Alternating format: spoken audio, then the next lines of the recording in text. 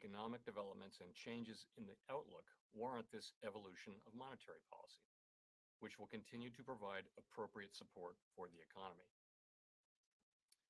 Economic activity is on track to expand at a robust pace this year, reflecting progress on vaccinations and the reopening of the economy.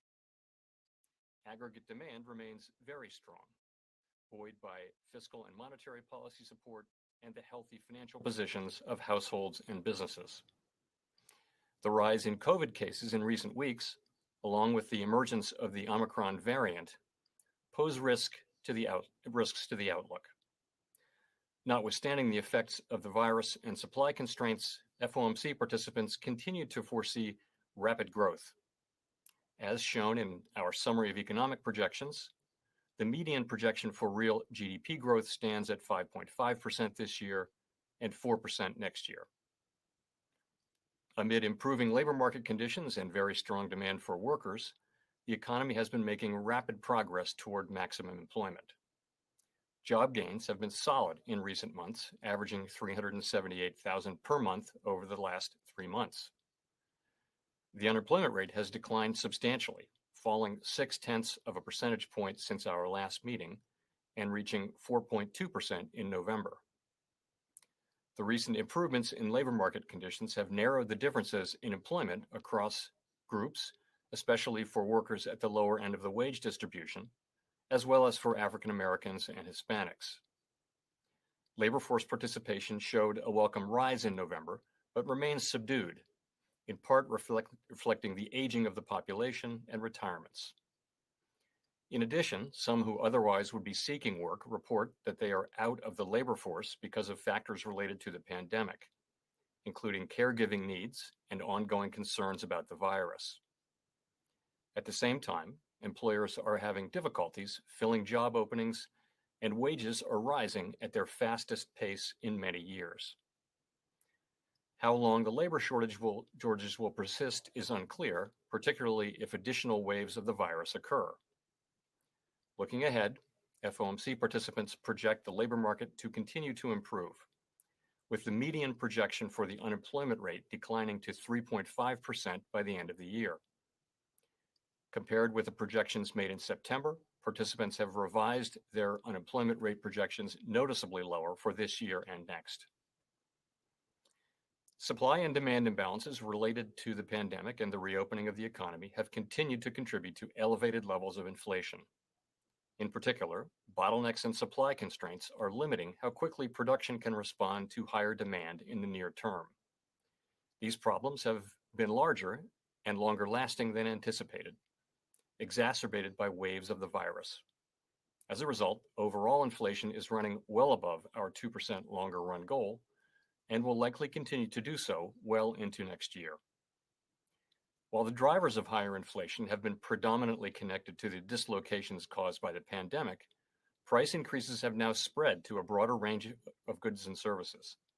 Wages have also risen briskly, but thus far, wage growth has not been a major contributor to the elevated levels of inflation. We are attentive to the risks that persistent real wage growth in excess of productivity could put to upward pressure on inflation. Like most forecasters, we continue to expect inflation to decline to levels closer to our 2% longer run. Had now for a decade and more, a 4-part financial stability framework that we use so we can hold ourselves to the same kind of framework and not just treat each event individually. And there are 4 key areas: asset valuations, debt owed by households and businesses, funding risk, and leverage among financial institutions. So I would say asset valuations, I'm going to go really superficially here, but asset valuations are somewhat elevated, I would say. Debt owed by businesses, and households. Households are in very strong financial shape. Businesses actually have a lot of debt, but their default rates are very, very low. But nonetheless, it's something we're watching. Funding risk is by and large low among financial institutions, but we do see money market funds as a vulnerability, and would applaud the SEC's action this week. Leverage among financial institutions is low in the sense that capital is high. So overall, financial stability That's how I would make an overall characteristic, but we break it down into those pieces. In terms of the things that we're looking at, it's the things we've already talked about to some extent. It's the emergence of a new variant that could uh, that could lead to significant economic. If there were to be a variant, for example, that were quite resistant to vaccines, it could have another significant effect on the economy. We don't see that. We don't have any basis for thinking that the new variant that we have is that one, but it's certainly one we're looking at. Um, I would say, cyber risk, the risk of a successful cyber attack is for me, always the most, one that we would be very difficult to deal with. I think we know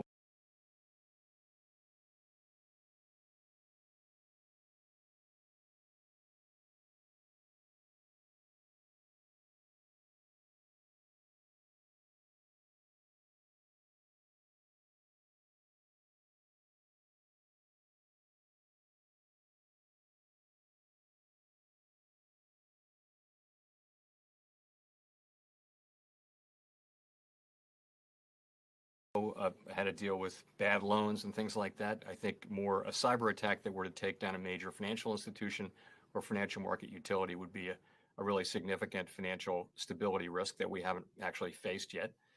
So I could go on with a list of horribles, but I think that's a decent picture of where I would start. How about the cryptocurrency issues? Anything that worries you there that's going on in there in terms of, I mean, it's obviously a lot's happening in that sector. Is that on concern you at all? I think the concerns there are not so much current financial stability concerns. I, of course, would support the views expressed in the president's working group report on stablecoins. Stablecoins can certainly be a useful, efficient, consumer-serving uh, part of the financial system if they're properly regulated. And right now they aren't. And they have the potential to scale, particularly if they were to be associated with one of the uh, very large tech networks that exist, and you could have a payment network that was immediately systemically important, close to immediately systemically important, that didn't have appropriate regulation and protections. The public relies on the government and the Fed in particular to make sure that the payment system is safe and reliable, as well as the dollar, and to provide a safe and reliable, trusted currency. So, but I do think those are longer term. In terms of the more the cryptocurrencies, that are really speculative assets, I don't see them as a financial stability concern um, at the moment. I do think they are risky. They're not backed by anything, and I think there's big consumer issues for consumers who may or may not understand what they're getting, and there's certainly um, developments in the markets that are worth following, which are really not in our jurisdiction, but things like the kind of leverage that's built into and those sorts of things is certainly worth watching. Let's go to Nancy Marshall Genzer at Marketplace. Chair Powell. Hi, Chair Powell. Thanks for the question. Going back to inflation, is the Fed behind the curve?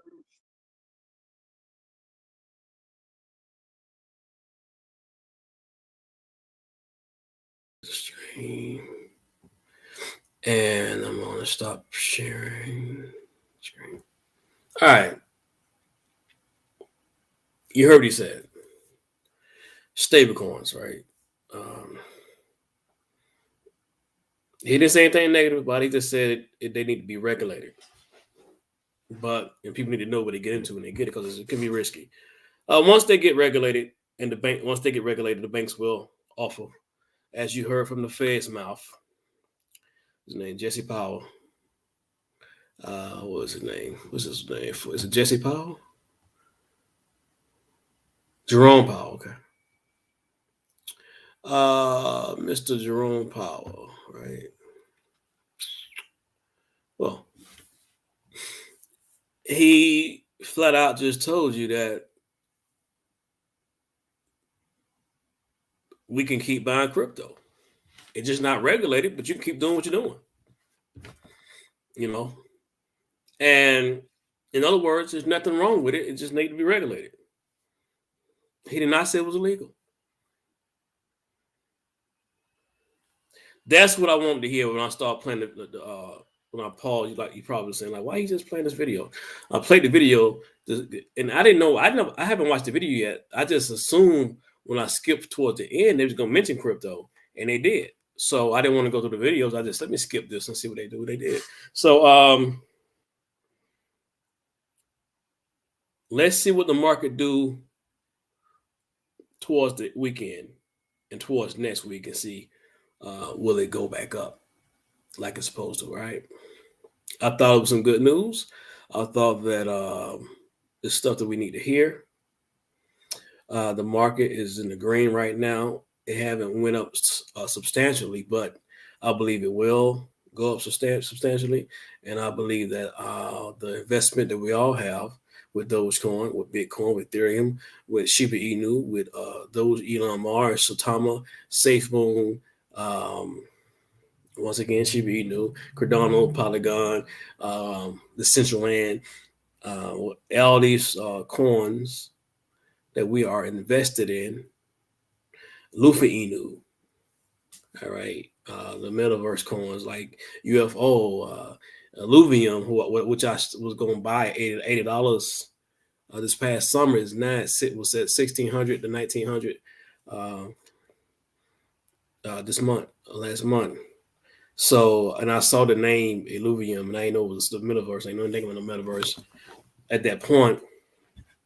But I should have bought that coin if I would just have 4 of those. I would have had at least close to $10,000 if it would have been $1,900. No, well, close to like 8,000. So you miss some and you win some, you lose some. All right, that will never happen again. I got UFO coin on LBank. LBank make it easy. Bitmart make it easy. I'm not a fan of SushiSwap, Uniswap. I don't mind using LBanks or Bitmart, but my favorite crypto exchange is crypto.com.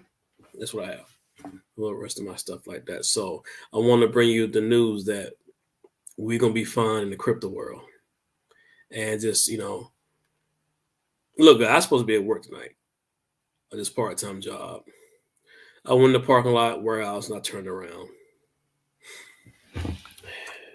There's about 1,000 damn people in that warehouse. It's packed. It's full of folks. I like working with the people, man, but my heart is in crypto.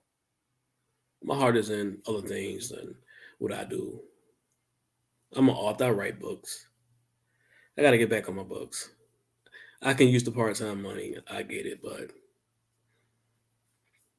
I'm here doing a video on crypto and not at the warehouse working. All right. All right, man. You guys take care. I hope you enjoyed what I had to show you guys. And the feds have spoken, and we heard them. And I'm glad you guys are here to join me. And I will talk to you next time. Peace.